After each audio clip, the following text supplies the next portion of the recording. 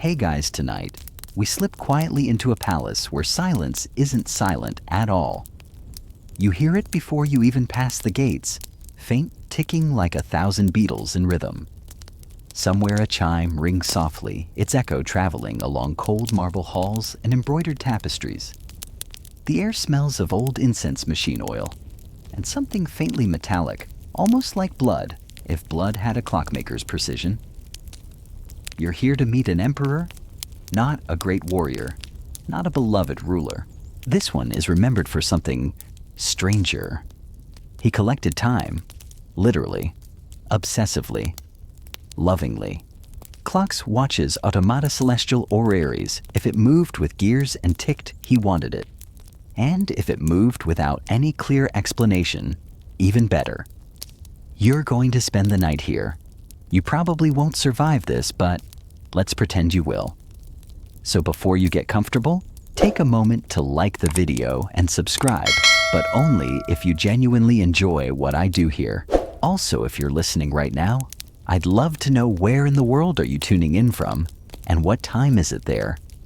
Now dim the lights, maybe turn on a fan for that soft background hum, and let's ease into tonight's journey together.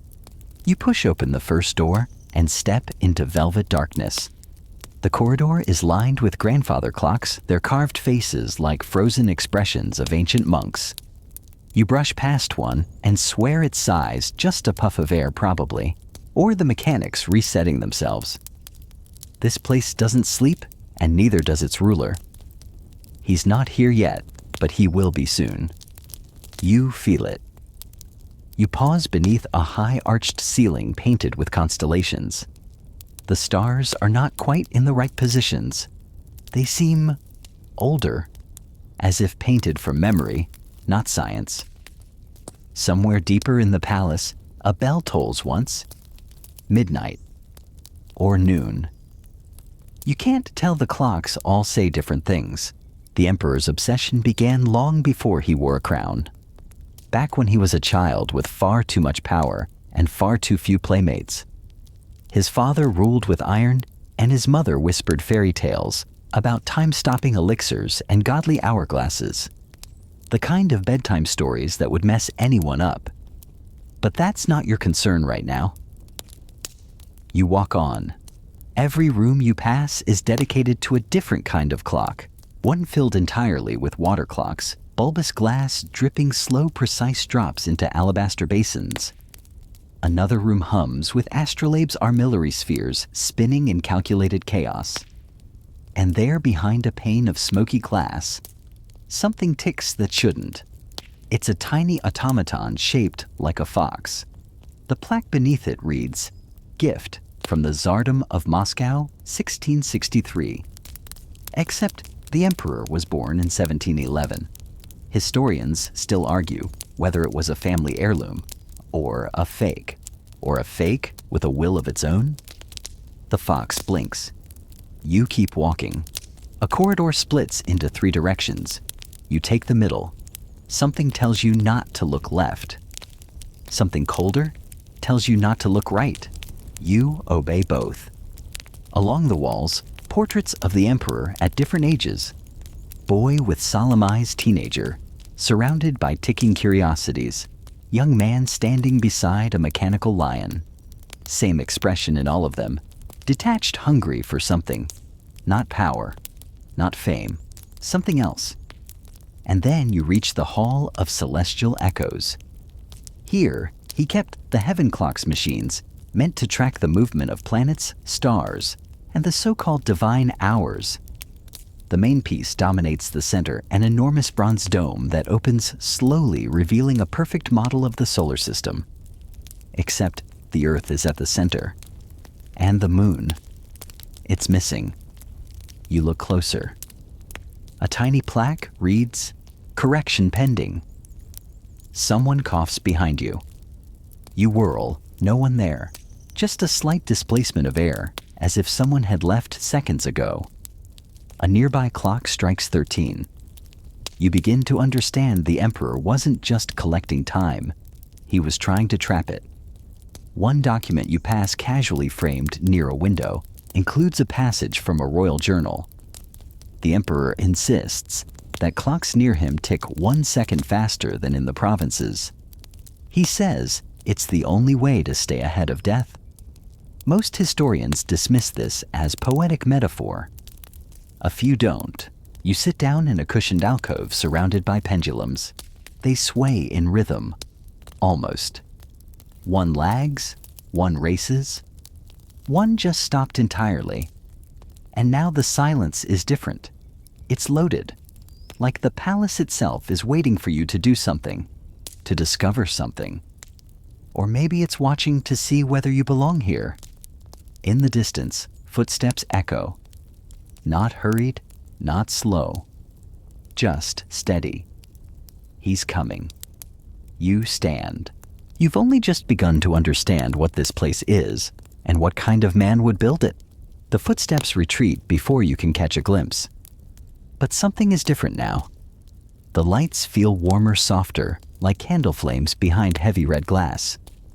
You move forward into a narrower hallway where the ticking grows slower, heavier. It almost feels like breathing.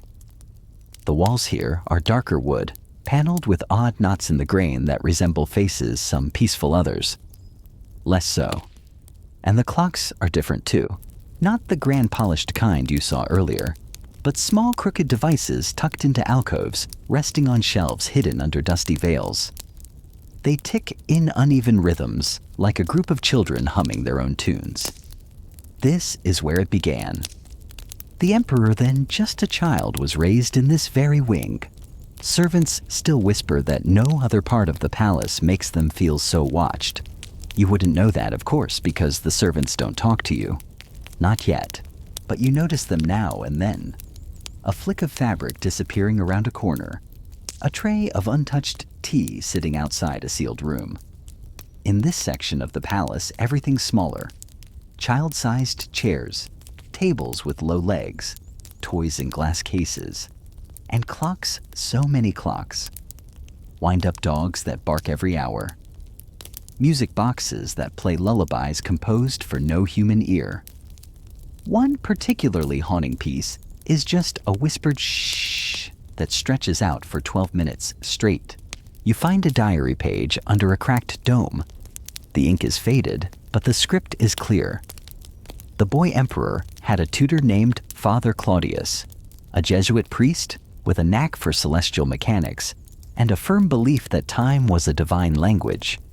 He taught the prince to listen for God in the space between ticks. Mainstream historians agree Claudius was a real figure, possibly based on a German engineer who visited the court in 1718. But others think he never existed outside of the emperor's imagination, or that he existed too much. You sit in what must have been the child's bedchamber. The walls are painted with constellations, again this time correct, but slightly off in scale. The stars look too close. The moon is too large. The ceiling's mural shows a boy with a key in one hand and a floating pocket watch in the other, standing alone in a vast desert.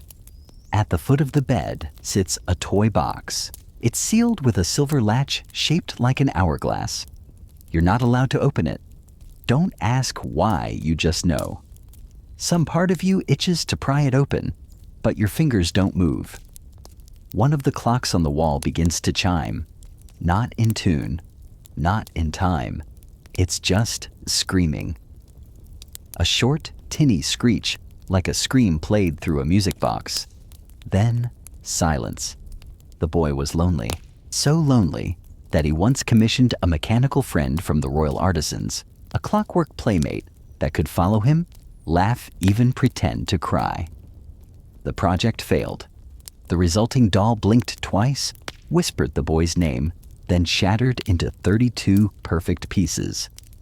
According to one servant's account, the emperor kept those pieces in a velvet pouch, which he carried with him for years. He called it his pocket friend. Creepy, yes, but not as creepy as what came next. He started talking to clocks, not just idly. He asked them questions, waited for answers, sometimes got them. You walk deeper into a room with padded walls and no visible light source. It glows faintly, like bioluminescence. Here stands a single clock, a marble pedestal, with a transparent dome enclosing a delicate network of springs and wires.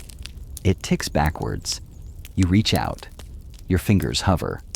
The air here is cool, but the dome is warm strangely, so like a fever. They say the emperor first claimed to see the seconds in this room. He described time not as a line, but a spiral, each tick overlapping with one in the past and one in the future.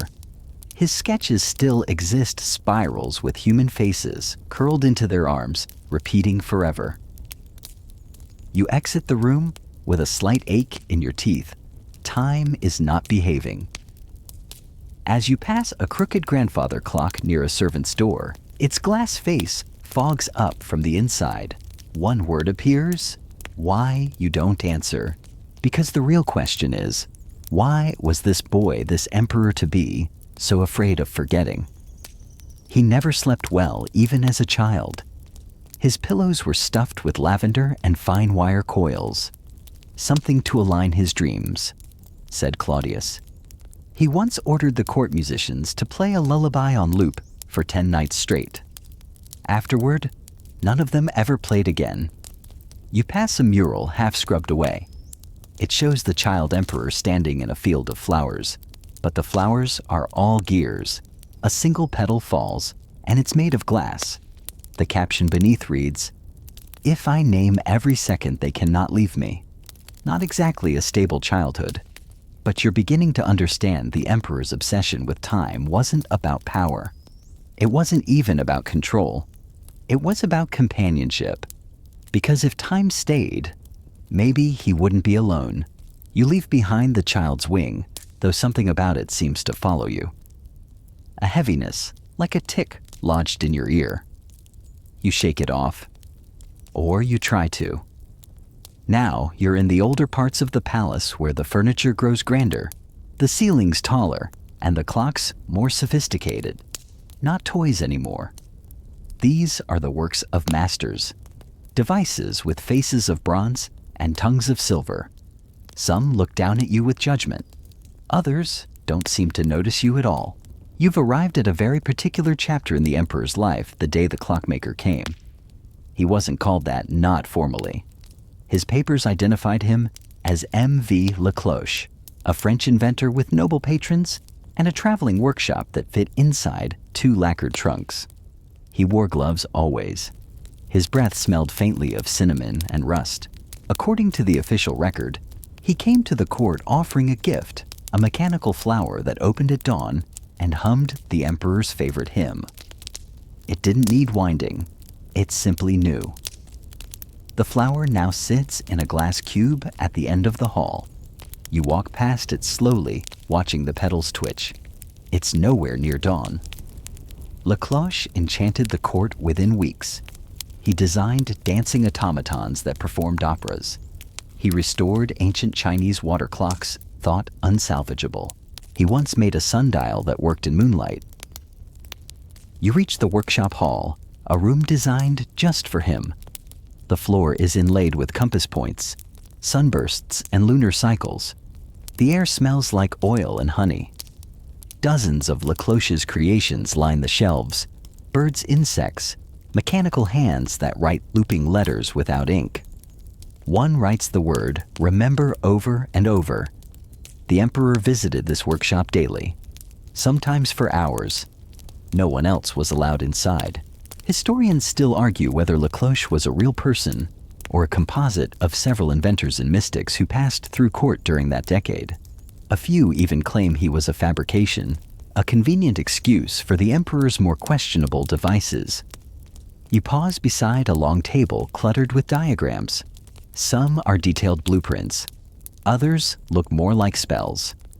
One shows a humanoid shape filled not with bones, but cogs and springs. A note in the margin reads, "Not to replace me, but to remember me." The emperor was no longer a child. His obsession had matured, deepened.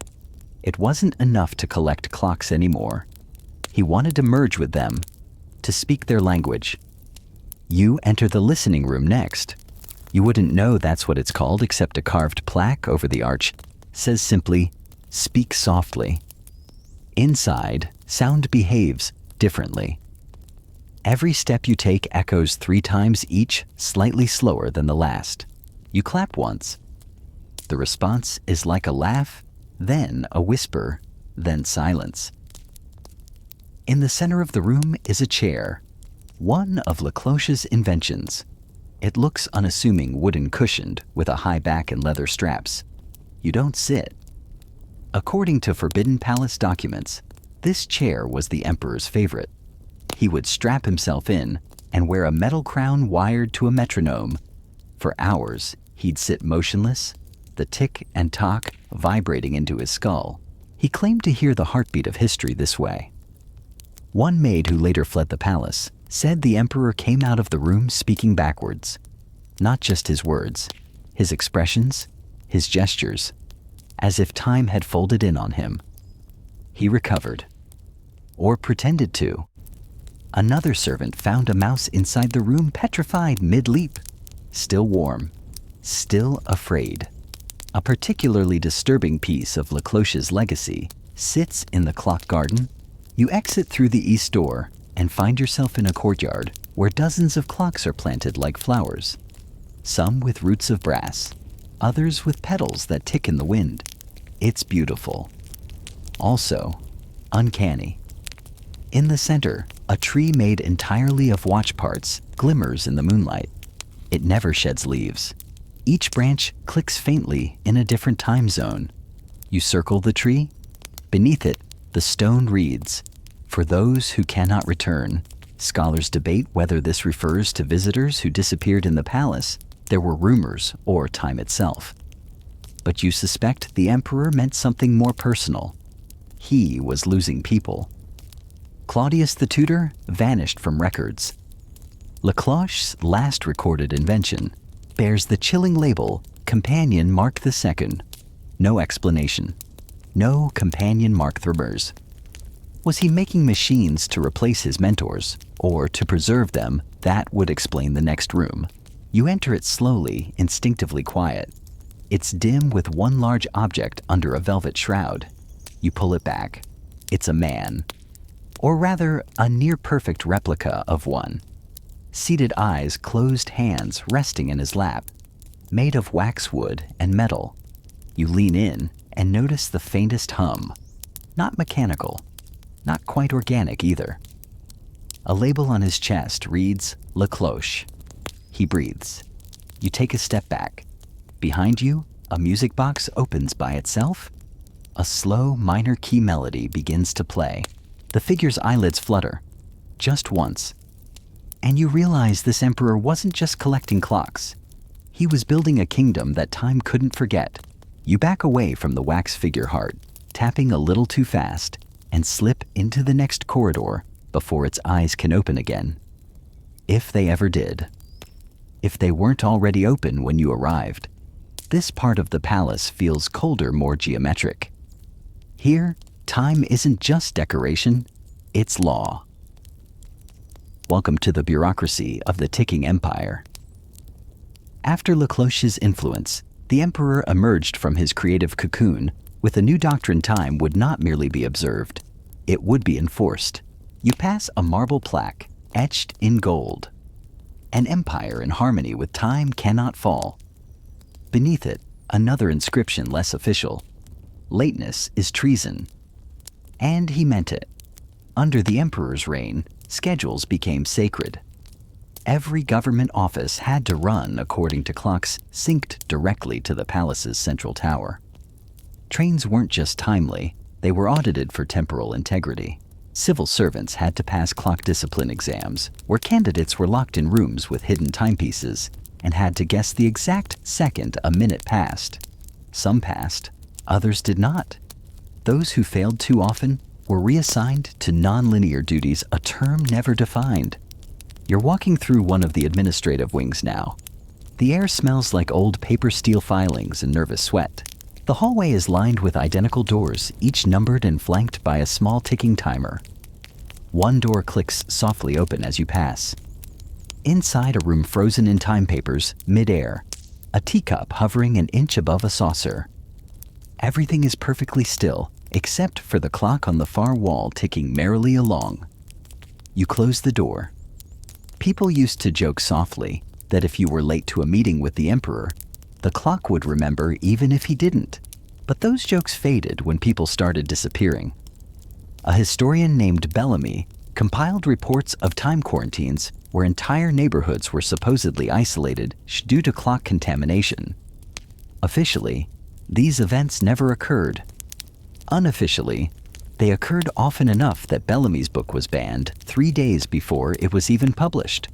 Historians still argue whether Bellamy's research was legitimate or part of a smear campaign orchestrated by rivals.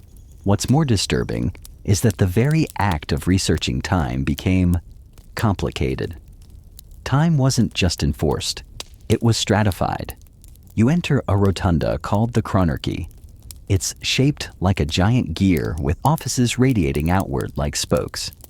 Each office is assigned a temporal grade 1 for those in direct sync with the emperor's chamber. Grade 12 for border officials whose clocks could drift by as much as 3 minutes. Promotion meant less lag. Inside one office you find a wall of stamps. Each stamp has a date and time. They're precise down to the second. If a report came in and you were 0.4 seconds late, it was discarded. If it came early, it was suspected of fraud. One poor clerk submitted a report marked 10:41:59 when the cutoff was 10:42:0. He was demoted to grade 9 and reassigned to a lighthouse with no clock. The horror. It wasn't just about paperwork. Military campaigns were conducted with metronomes. Soldiers were trained to march not just in unison, but in perfect sync with a master clock broadcast via a series of time towers. It's said that when two armies met in battle, the victor was the one who aligned their heartbeat with the emperor's timing. You pass through a barracks-turned-museum now. Uniforms hang with tiny golden watches embedded in the breast pockets. A war drum clicks rather than thumps. A placard reads, "Victory at Red Hill, achieved by adjusting second-hand rhythms before dawn." One general obsessed with this method supposedly timed his troops to blink in unison. His army lost badly, but their corpses were found with matching expressions. Peaceful. Too peaceful. Even agriculture was regulated. Crops were planted based not on season, but imperial seconds. The emperor claimed that aligning the swing of a scythe with a particular chime increased yield. Some farmers agreed, others starved. And still the clocks multiplied. You walk into the synchronization chamber, a tall octagonal room with a massive pendulum suspended from the ceiling. It swings with solemn gravity, brushing through incense smoke. Around the edges, technicians once sat with dials and tuning forks, adjusting regional clocks via signals emitted from this core. Now the benches are empty. Dust lies thick. But the pendulum still moves. Beneath your feet, a mosaic map shows the empire's cities, each marked with a tiny gear. A few have been removed. Their outlines remain ghostly absences in the tessellated floor. A servant, perhaps the first you've seen, clearly passes silently. He nods. You nod back. His eyes are clouded like old glass. He's carrying a tray with a single object, a melted watch, still ticking. The emperor didn't see time as linear. Not anymore. After Lecloche, after the child's clocks, he began to believe that time could be shaped like clay. Molded, guided, even sculpted to taste. He declared certain hours illegal. Between 2:14 and 2:17 a.m., you weren't allowed to speak. No explanation was ever given. Just silence. You feel that silence now as you pause in a waiting room where every clock says 2:15. They've said that since you entered. You check your own watch. It says 2:15. It said 2:15 an hour ago. You move on. In a final side room, you find what looks like a tax ledger. But instead of money owed, it lists moments. Every citizen was required to donate 5 seconds per year to the Imperial Clock Reserve. The method of donation, unspecified. You close the book. And you finally understand this wasn't about punctuality. It was about power. About ensuring the emperor wasn't just obeyed, but remembered every time you checked the hour. Because in this empire, time belonged to him. You move through the corridors slowly now. Not because you're tired, but because time itself feels thick here like air steeped in syrup. You've entered the heart of the emperor's private world, the realm where time is no longer about discipline or conquest. Now it's about devotion. These are the gilded prisons of time. At first glance, this wing of the palace is dazzling. Gold leaf encrusts every molding, and chandeliers made from crystal and clock springs dangle like icy spider webs. The walls hum softly. At first, you think it's air movement, but then you realize it's ticking subtle, layered, untraceable. 100 clocks whispering secrets to each other. This is where the emperor kept his most personal collection. Not the grand ceremonial clocks gifted by foreign dignitaries, but the weird ones. The ones that disturbed even him. You turn left into the spiral gallery. It coils downward like a snail shell, lined with domed alcoves. Each alcove contains a single clock, and each is stranger than the last. A clock with no hands, only a slow drip of blue liquid down a slanted mirror. A clock made of feathers that sheds one plume each minute, yet it never runs out. A morning clock that chimes once every time someone in the empire dies. It's quiet now, but you're not sure if that's good or terrible. The emperor used to wander this gallery alone for hours, talking to his clocks, listening to them. Some say he even argued with them, especially the one at the far end. You reach it. It's just a simple brass disc mounted on a black velvet wall. No face, no hands, no numbers, but it vibrates softly, as if it's alive. There's a mark on the floor where the emperor used to sit, cross-legged, staring. One diary entry reads, "She knows the seconds I regret." No one ever figured out who she was. You keep going. The rooms begin to narrow, not physically, but psychologically. The ceilings feel lower, the air denser. This is where the clocks stop behaving like timekeepers and start acting like memories. You step into a chamber called the Room of Unfinished Hours. It contains only incomplete clocks ones with no internal mechanisms, only shells. Their faces are blank, their gears inert, but some still tick or whisper. One clicks rhythmically until you look at it. Then it stops. Another holds the faint scent of roses. No one knows why. In the far corner, you find something peculiar. A wardrobe. Inside are robes all the same pale gray, covered in symbols that look like a hybrid of musical notation and calendar markings. These were temporal vestments worn only during the emperor's monthly ritual, known as the calibration. Historians still argue what the calibration was. A mental exercise. A seance. A ritual to merge the emperor's heartbeat with the central tower clock. All that's certain is that afterward his pupils would dilate unevenly, and he'd speak in exact intervals like an automaton trying to pass as human. Some say he was trying to become a clock. Others believe he already was one. You walk on into a room filled with mirrors. No clocks, just floor-to-ceiling glass.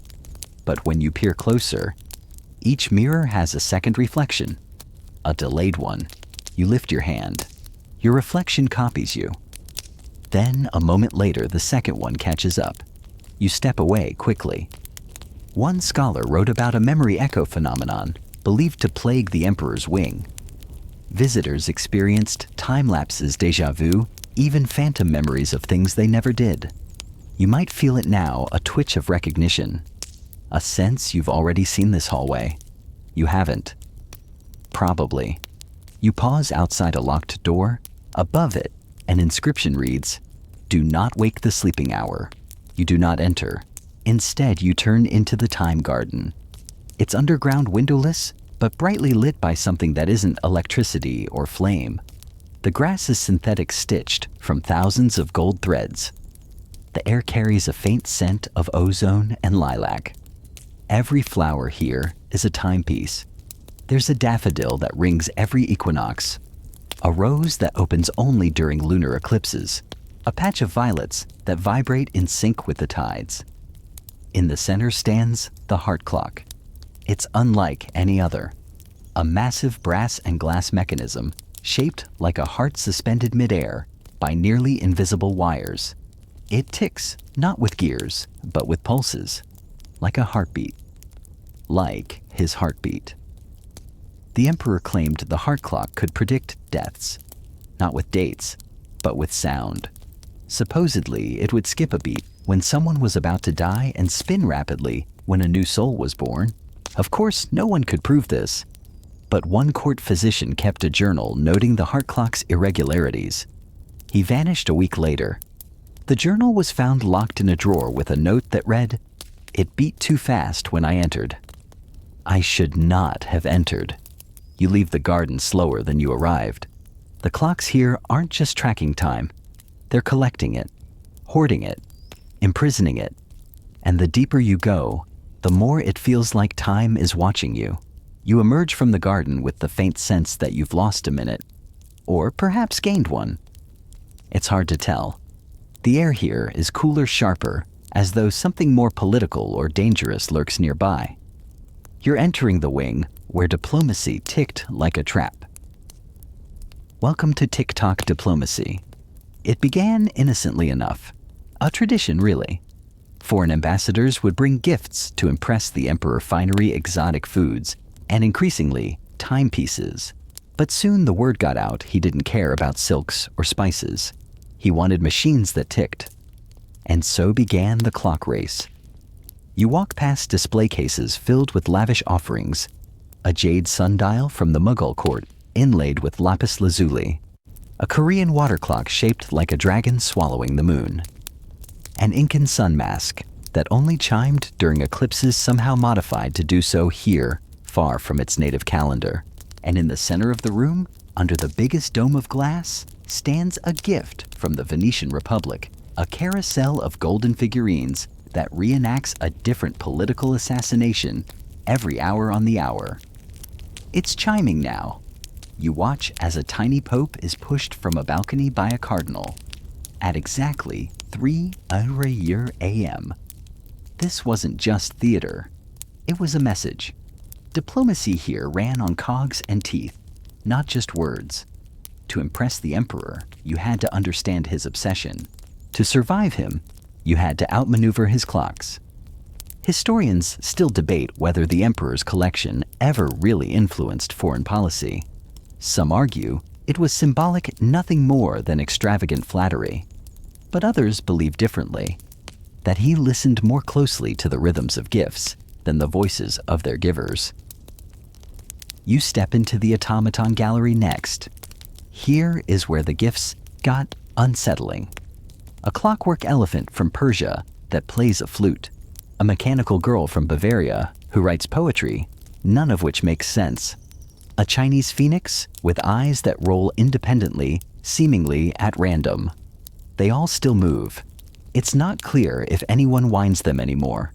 You pause before a particularly eerie piece, a knight made of silver headless, with a clock embedded in his chest. Every hour the clock opens, and a tiny sword stabs outward. Once, only once, it stabbed a diplomat's hand as he leaned too close. The wound never healed. The man developed a strange fever, began speaking in riddles, and eventually fled the empire. He left behind only a note. It asked me what time I was. I didn't know the answer. You continue to the Hall of Paradox Gifts. These were items that shouldn't have existed or shouldn't have worked. A sundial that cast shadows at night. A music box that played different melodies depending on who listened. A mirrored hourglass filled with dust that flowed upward, only when ignored. No one could explain them, not even Lecloche. Some suspected trickery. Others whispered darker theories, that the emperor had begun to attract gifts from places beyond our history, realms where time is curved or worse alive. You enter a chamber known only by nickname the Listening Vault. It's quiet, not just hush quiet, dead quiet. Your own breath feels loud here. There's a long bench, and 12 automaton figures seated at it, all facing forward, all different. A Roman senator, a sultan, a samurai, a woman in 17th century lace, all from different eras, none ever identified. Each one holds a tiny recording device, pre-modern, but real. Each records nothing, but sometimes something records them. There's a story possibly invented by guards about a visitor who sat among them, just to see what it felt like. Nothing happened until she played back the nearest automaton's device and heard her own voice whisper, "You shouldn't have sat down." She fainted, refused to speak after that. Her name was removed from all palace rosters. Just gone. You look at the bench. The space between two diplomats is empty, recently dusted. You don't sit. One corridor remains. It leads downward, always downward in this place, and into a round room lit by a single gas lamp and the glow of dozens of pendulums. This is the Chamber of Eternal Guests. Here, the emperor kept the clocks gifted by rulers who later lost their thrones. Napoleon's broken stopwatch, the cracked hourglass of a deposed czar, a wind-up ship from a drowned island kingdom no one can locate on modern maps. The emperor believed that when a kingdom fell, its clock died. He collected them obsessively, whispered to them. Some say he tried to revive them, winding them in certain orders, combining their gears, trying to resurrect empires one tick at a time. You find a small plaque on the wall, scratched into the brass with a shaking hand. "They come for me when they stop." Who wrote that? You glance at the clocks again. 3 are still ticking. 1 ticks a little faster when you walk by. As you leave, you glance back. The automaton knight's sword arm has shifted slightly, just enough to remind you gifts have strings. And in this palace, even diplomacy is measured in minutes. You descend a narrow curving staircase, the stone steps worn smooth by centuries of hurried feet, and some that were probably dragged. The deeper you go, the more your ears adjust to a new sound. It's not ticking, it's skipping. At first, you think it's your imagination. Then the truth prickles up your spine. Somewhere nearby, a clock is ticking, and then stopping, and then catching up in a burst, like a record jumping back on track. It sounds wrong, like time has hiccups. You've entered the part of the palace the staff refused to maintain. Even at the height of the emperor's power, few dared to speak of what began here, because this is where time broke loose. The first incident was small, barely noticed in fact. A minor court scribe reported that the clock in his office skipped ahead 7 seconds every time he tried to write the emperor's name. The ink would smear, his hand would shake. He filed a report late, of course. He was reassigned, then forgotten. Soon it wasn't just his clock. You now stand in the Hall of Discrepant Hours. All the clocks here are connected by wires, tubes, strange brass conduits, but they don't agree. One runs fast, one slow, one runs backwards, but only on Thursdays. They fight with each other like siblings in a perpetual argument. And then there's the mirrored clock. It hangs at the far end of the hall behind a pane of silvered glass. When you glance at it, it shows a normal time. But when you look directly, you see nothing. No hands, no numbers. Just your reflection blinking 1 second too late. This was the clock that went rogue. One morning, the palace bell tower chimed 19 times instead of 12. The sun was high overhead, but the official timekeeper insisted it was still 11:59.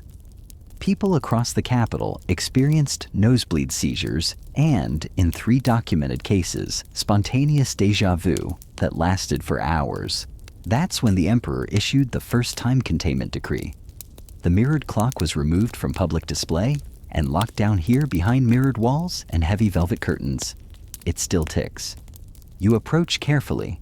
On the wall nearby, a panel lists several band times. 2:15 a.m., already familiar. 6:66, technically not real, but it still scared people. Time of the hollow sound. What? Double midnight historians still argue whether this was superstition paranoia or actual evidence of nonlinear temporal anomalies. One brave researcher tried to replicate the mirrored clock's design in Prague. His lab disappeared. The surrounding block lost all power for exactly 3 minutes and 14 seconds. You're not surprised to find a containment team listed in the emperor's archives. They wore lead-lined coats, carried mercury thermometers, not for heat, but for sincerity. That was the emperor's word. He believed the time could lie, and that some clocks told emotional time bending to the feelings of nearby people. You scoff. Then you realize you've been standing in front of a grandfather clock that's now ticking exactly to your pulse. You move on. In the next room, the Clocktastrophe Gallery, you find evidence of time gone fully feral. A cabinet of broken clocks all retrieved after major anomalies. One from the Queen's bedroom that reportedly struck 0 and opened a hidden compartment she never knew existed. Inside, a second wedding ring, not her husband's. A pocket watch that hummed constantly after the Battle of Varlin, vibrating with heat. It eventually cracked open and spilled ink that burned backwards through the floorboards, leaving no trace of the metal. And the star attraction, a compass that spun when clocks misbehaved. It's spinning now. Slowly. You hear something rattle behind the wall. There's a corridor marked only with an hourglass icon painted upside down. Against your better judgment, you enter. It's dim. The floor feels slightly off, tilting, like it's made of some softer shifting material. It smells like metal and lavender and wrongness. This was the testing wing, the Emperor's secret experiments, not to break time but to reshape it. You pass tanks filled with gears suspended in liquid. Notes on the wall suggest attempts to measure the half-life of regret and time-dense objects. One entry describes a loaf of bread left to rise in 3 different temporal zones. Only one was edible. Barely. You find an old film reel labeled Clock Sequence Number 9 Emotional Time Drift. The reel plays itself. In flickering silence, a woman walks through a corridor. Her shadow moves slightly faster than she does. Eventually, the two switch places. You don't watch the rest. At the end of the corridor is a sealed door. Brass. Thick. It pulses faintly like a living heart. On its face, a warning etched by hand. Do not synchronize. This is the source. You don't open it, but you feel it. The room beyond contains something the Emperor once called the Echo, a device so perfectly tuned it could repeat a single second for eternity. But it didn't just trap time. It listened. He believed it spoke back, that in those echoes there were choices, paths not taken, moments that wanted to live again. Maybe that's what went wrong. Or maybe he succeeded. Maybe time broke because he asked it a question. And it answered. You surface into a hallway of total silence again. But this time, the silence feels different. Not heavy, not empty, expectant. Ahead is a set of double doors carved with countless miniature clock faces, no two alike. Some are frozen, others twitch gently. A few lack hands altogether. You push them open. The room beyond isn't large. It's round, warmly lit, filled with the scent of candle wax parchment, and just a trace of copper. The walls are lined with shelves, but no books. Instead, you see hundreds of tiny jars. Inside each one, a single ticking mechanism. Some the size of seeds, others like insects. all beating like tiny hearts. This is the Emperor's hidden chamber, where he stopped aging. At least that's the legend. You move inward. There's a plush chair in the center flanked by 2 tables. One holds tools, fine tweezers, scalpels, winding keys.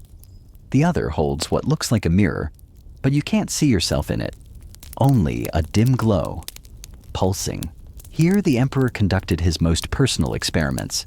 No aides, no witnesses, no journals either, at least, not ones that survived. But one scrap remains. Pinned beneath a paperweight shaped like a sleeping lion, it reads, "Time forgets nothing, but I can forget time." You're now in the domain of the temporal soul theory. Fringe today, but back then? Well, the Emperor believed that consciousness could be preserved in pulses, that if you aligned your heartbeat to a certain rhythm and copied that rhythm, yourself could be stored like a song in a music box. You walk to a glass case. Inside is a replica of the Emperor's heart. Not the metaphorical kind, the actual kind. Well, not real. Not anymore. This one ticks. A metal replica, filled with wires and fluid and something that hums. It was recovered after his death, or whatever came after. Some believe it's just a device. Others think it's still him. You turn slowly. Behind you is a tapestry woven with gold and silk, showing a figure seated in meditation, surrounded by 12 floating clocks. Each is shaped like a zodiac animal. All point to different hours. Beneath the figure is a caption. He sleeps between seconds. You reach a small pedestal tucked in an alcove. Upon it lies a cracked monocle attached to a gear-shaped headband. It's the device rumored to be the Emperor's final invention, the Seer's Loop. Supposedly, it let him view parallel instants, not alternate timelines exactly, but slices of potential reality compressed between real seconds. The spaces between time. He spent entire days wearing it, and he changed afterward. Court records describe him as calmer, but distant. One diplomat claimed the Emperor looked faded, like a ghost wearing clothes. A chamberlain reported that his footsteps no longer matched the echo of his stride. You pick up the monocle. It's warm. A nearby panel activates as you touch it. Not with buttons, with voice. You hear breathing. Then a whisper. If I remember myself, do I still have to be me? It's his voice, or so people say. This part of the palace was long believed to be lost, sealed by his successor, ignored by time. How poetic. And yet, you're here. You step into the next room, smaller still. Bare walls, a single table. Upon it, a half-wound clock, its gears exposed. This is the last mechanism, the Emperor's final work. He never finished it. According to rumors, it was meant to pause a person, to freeze them not in ice, but in continuity. No aging, no decay, no change, not immortality, just permanent sameness. A guard once said he walked in during a thunderstorm and found the Emperor staring at the clock, muttering, "I will not be improved by erosion." You kneel beside the table. There's a drawer. Inside is a key and a note. For the one who walks when time limps. You don't know what that means, but you pocket the key. Another room awaits. As you open the next door, a breeze meets you, stale and warm like breath trapped for centuries. It's the observatory. You step inside and immediately feel lighter. The ceiling above is a dome of glass, cracked but intact. The stars swirl overhead, not fast, but not slow either. Just slightly off. There's a telescope, long disused, pointed at nothing in particular. Beside it, a chair made from intertwined clock springs. He sat here night after night, watching the sky tick. Not watching stars. Watching the gaps between them. One footnote in a forbidden archive claims the Emperor charted the silences of light mapping, not constellations, but the absences in their rhythm. He was searching for something. maybe someone. One astronomer once joked that the emperor wasn't tracking time, he was trying to apologize to it. You settle into the chair. It sighs under your weight. And for just a moment, the sky in the observatory darkens behind you. Not with nightfall, but with something subtler. A thickening of shadow between stars. You feel a pressure in your ears, like you're ascending in an airplane, though the ground under you is still. You rise from the chair slowly and step back through the archway. Now you approach the most unsettling part of the palace's legacy, the story they don't tell in books, the chapter no one agrees on. Because this is when the emperor vanished. Death delayed, not denied. The official record claims he died peacefully in bed after decades of reclusive reign. A state funeral was held. Bells rang across the empire. Time paused, literally clocks stopped for a full minute by order of the court. But that's not what the staff whispered. They said he disappeared weeks before that the man in the coffin wasn't warm, but not cold either, and that the bell tower. Yes, that bell tower continued to chime his daily proclamations in his voice for months after. You pass through a hallway with no doors, only portraits. But these aren't paintings. They're clock faces, each one different, stylized to resemble human expressions, some smiling, some crying. One is simply blank. Below them, brass nameplates. General Khrushchev, 1304. Mother Superior Helena, no duro, unknown, 888. You stop at the last. It reads, The Emperor. You keep walking. The corridor opens into a long, narrow gallery, the Echo Passage. It's built entirely of polished stone and copper. Your footsteps return to you in odd tempos, sometimes too quickly, sometimes not at all. This is where the voice lived. After his death each day at sunrise, the emperor's voice would echo down this hall, reading decrees, poems, even weather updates. Some say he joked. Others said he wept. The voice always came from the bell tower, but no one could find its source. You enter the tower now. It creaks, and the smell of rust is thick. You climb slowly, passing pendulums, the size of anchor's bells etched with astrological charts and ropes worn nearly to thread. Near the top, you find a small velvet-lined box. Inside is a wax cylinder, an old audio recorder. It's marked July 3rd, 1793, forecast and regret. You set it into the nearby machine. It clicks, whirs, plays. Whines from the north light rain by morning, regrets by evening. I dreamt I was a second, but no one noticed when I passed. I miss you all terribly, but not enough to return. You turn it off. Near the top of the tower is the resonance chamber. This is where the bell hung. Not just any bell. A living bell, they called it. Forged from metals gathered across centuries, cast under a lunar eclipse, and tuned to vibrate not at musical frequency, but at emotional cadence. Its toll was said to evoke not sound, but memory. It's gone now. Stolen hidden scholars argue. One theory claims it was melted down to make an unfindable watch. Another swears the bell was too heavy to move, so it simply disappeared when it was no longer needed. You look around. The walls are covered in sound marks, faint waveforms carved into stone like ripples. One reads, I waited until the final second. It never came. And then you descend, back down into the base of the tower, where the strangest memorial lies. A bronze statue of no one. Just a robe, a crown, and an open chest cavity clockwork exposed. Empty. Beneath it, he lives between ticks.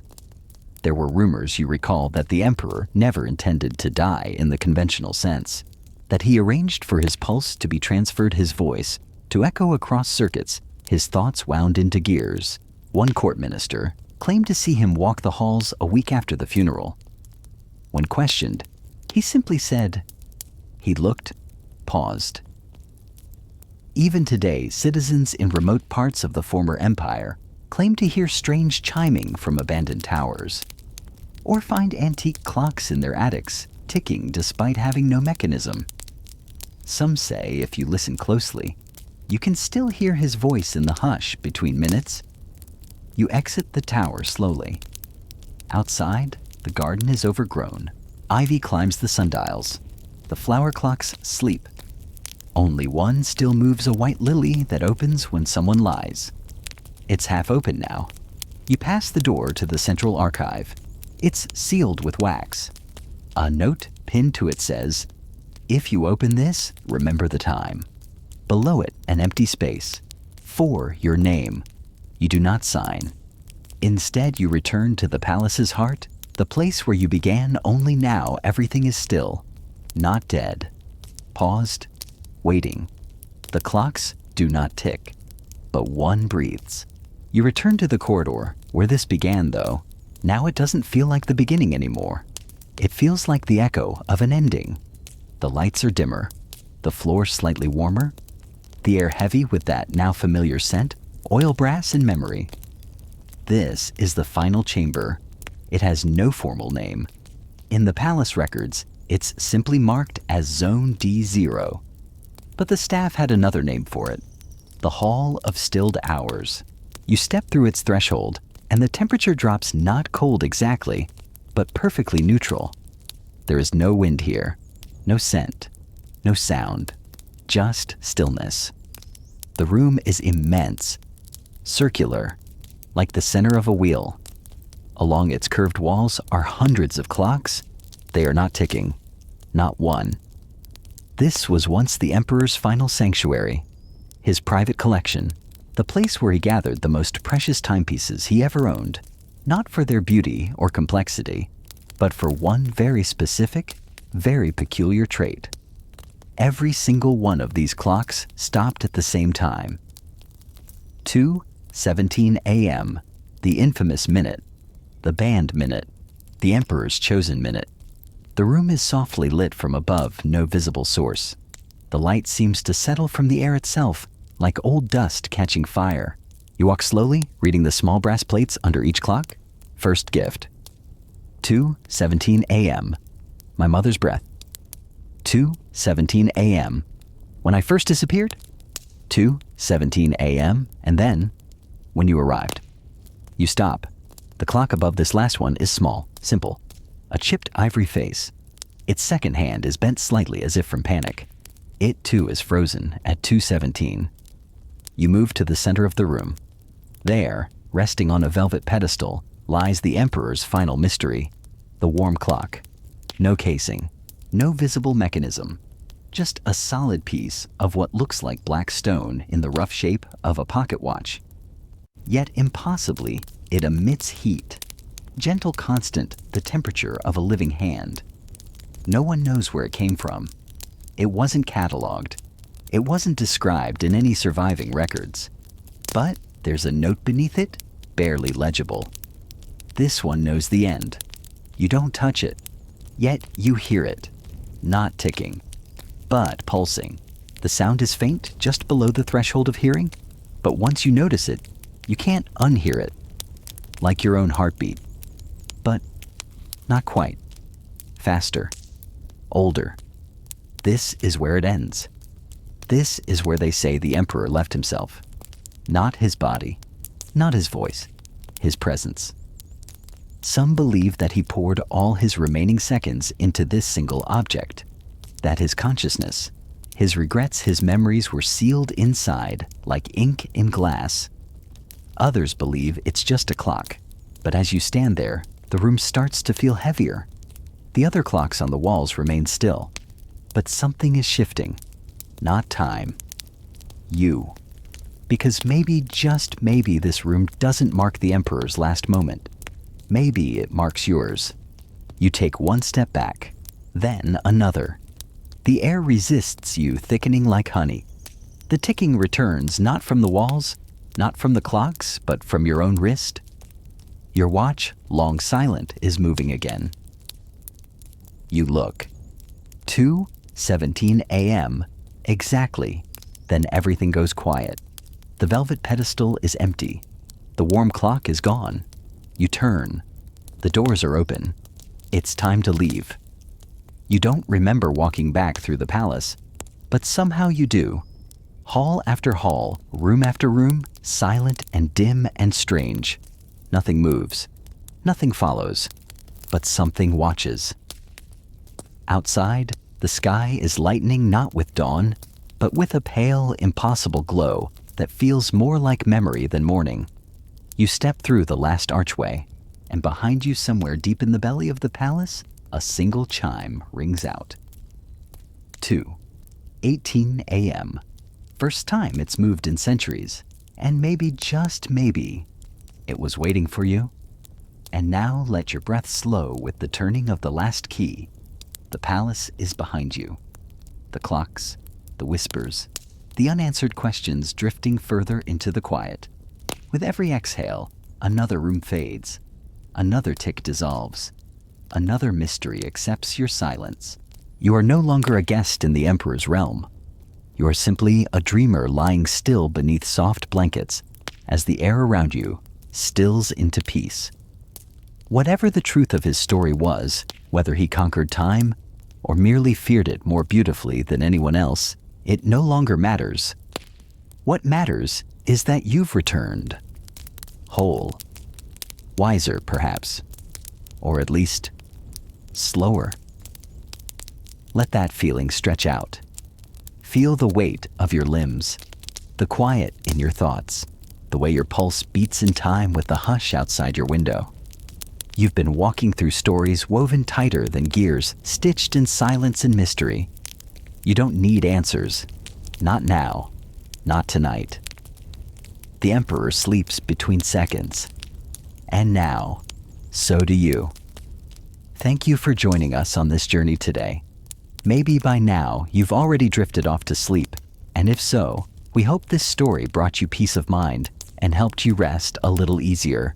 Deep sleep makes life better, and we're truly happy to be part of that. Until next time, good night, dear listener. Sleep well.